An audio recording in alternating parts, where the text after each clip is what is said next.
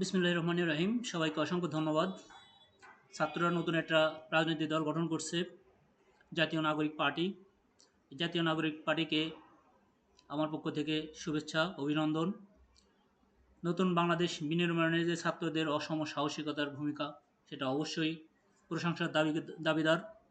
আশা করব এই দলটি ভবিষ্যৎ বাংলাদেশ নির্মাণে, ভবিষ্যৎ বাংলাদেশের গতি প্রকৃতি ঠিক করার জন্য যথার্থ ভূমিকা রাখবে। এই দলটার প্রতি আমার একটা কিছু জায়গায় অনেক সিম্পেথি কাজ করবে। কারণ হলো,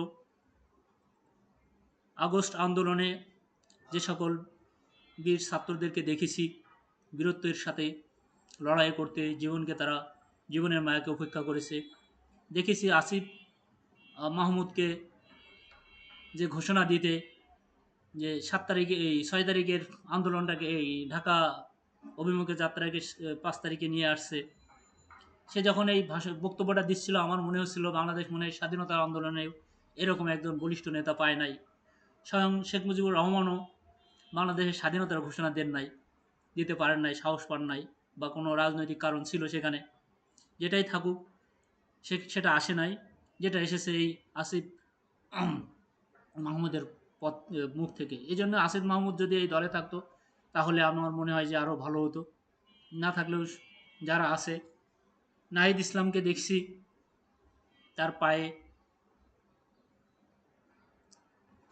রক্তের ছাপ লেগে আছে, হাসপাতালে বেডে শুয়ে।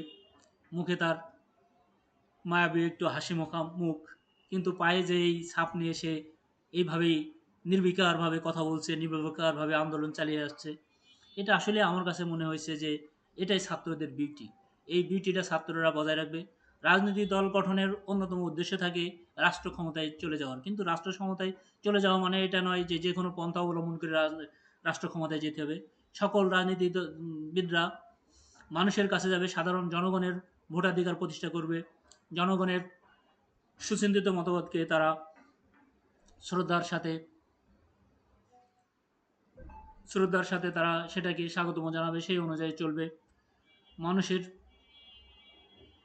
জানমালের নিরাপত্তা, মানুষের মৌলিক অধিকার, মানুষের মানবিক মূল্যবোধ সব কিছু অক্ষুণ্ণ রাখবে।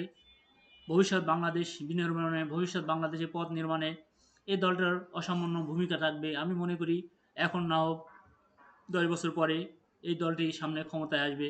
বাংলাদেশ বিনির্মাণে তাদের ক্ষমতা থাকবে, তাদের অবদান থাকবে। তাদের প্রতি শুভকামনা জানিয়ে আমি এখানে শেষ করছি। সবাইকে ধন্যবাদ।